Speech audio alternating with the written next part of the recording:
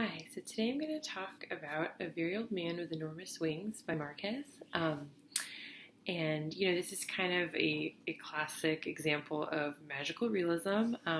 This idea that the mundane is mixed with the fantastical as opposed to a story of science fiction or pure fantasy where everything in the world is different. And this is different from Karen Russell's St. Lucy's Home for Girls Raised by Wolves, which is more, and it's a slippery genre, but basically you can think of that as more speculative, as a story that envisions, an alternate universe, but doesn't necessarily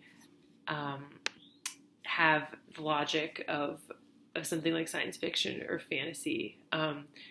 And with Marquez, he has this mix of the ordinary that makes the idea of the old man with wings feel not so extraordinary. So he both sets up kind of the oddness of the world while also making it feel real, and then allows the old man, to kind of slip into that. So at the beginning, he says, on the third day of rain, they had killed so many crabs inside the house that Pelayo had to cross his drenched courtyard and throw them into the sea because the child had such a temperature all night they thought it was due to stench. So first you have, okay, there's crabs everywhere, so something a little odd is happening, or not something we're not used to perhaps. And then the fact that the child could be sick from the stench of the crabs also puts into question, is this a real thing? Is this a superstition? Kind of something's going on here, right?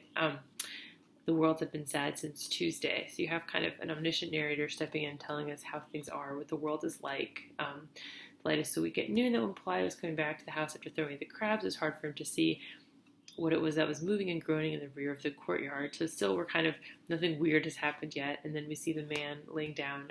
He couldn't get up, impeded by his enormous wings, right? So they say Pelayo is frightened by that nightmare. So he points out as the author, or the narrator, hey, something weird has happened, right? But then as the story unfolds and you have the Father Gonzaga coming in to figure out what the man is all about, the townspeople coming in to figure it out, and then losing interest, you kind of see him normalized even to the point where he's not just kind of part of the town, but he's not even any longer interesting. Because then you have the woman turned into a spider who is more interactive, talks back to the people, tells them her story, and they slowly care more about her than the old man. So he's kind of, from the beginning, they're trying to figure out who he is, right? Is he a fallen angel? Was he there for the child, to take the child who then lived? And we don't really know, and it's almost less important. What's important is that he doesn't necessarily symbolize anything, right? He reflects things about the community. That's what kind of makes it important, right? So he shows, it's a critique of the Catholic Church a bit, because they're not really trying to figure out who he is, and they're asking like if he could fit on the eye of a needle. It's kind of poking fun at Catholic tropes and ideas, and then it's making fun of the people in the town because they're just trying to use the old man to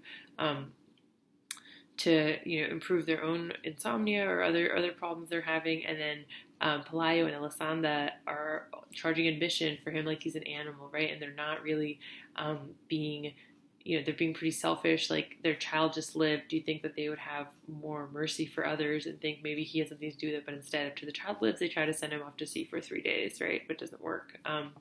And so kind of throughout the story, it's not that we're trying to figure out the symbol of the old man, but that through the way that Marquez kind of just describes everything without giving judgment, that's where you, the reader, can really see the judgment that is being passed on this town and on society as a whole. It's not just about this man with enormous wings. It's about how society treats maybe people who are different, people who are weak, people who they don't understand, right? And so that could be applied to anything. And when the story ends, it ends kind of on this moment of a little bit of longing when Elisanda sees him she's kind of onions and watch these long, beautiful sentences that you never get lost, but they are pretty long, right? They have multiple clauses. She kept watching him even when she was cutting the onions, and she kept on watching. It was no longer possible for her to see him because he was no longer an annoyance in her life, but an imaginary dot on the horizon of the sea. And so, you see the mundane and the magical being mixed, right? She's cutting onions with this angel's weekly flying away. And also, though, you can't take this story at face value, right? You hear he's not an annoyance, but you might question whether there is part of her that actually cared for him, even if she didn't quite show it in the way she should have. Yeah, and so world building is important in stories, whether it's Alexia Arthur's Mashup Love. You wrote about that compared to Karen Russell last week, and um, the Mashup Love is set in the real world of Jamaica, right? There's still some rules and some world building and relationships and foods and cultural, markers that have to be established. So it's not just something you do in a weird world, right? You do it in any world. You have to orient your readers, and you have to teach them how to read the story. So the opening of the story teaches you, hey, weird stuff's going to happen, but it's not going to seem that weird. Just follow along, and then the truth of the story will be revealed to you through the details. A narrator is not going to spell it out for you or tell you how to feel about different people, because you have kind of a more distant, omniscient third-person narrator. He's not necessarily close to the heads of the characters. Like the narrator of Pilgrims was a close third person, very close to Ella, so Ella could judge the other children and the parents in a way that instead Marquez kind of steps back and paints the whole world and leads us to make those judgments. Yeah, and I think that's all I got for today. So I hope you enjoyed this story as much as I did, and I look forward to reading your responses about it.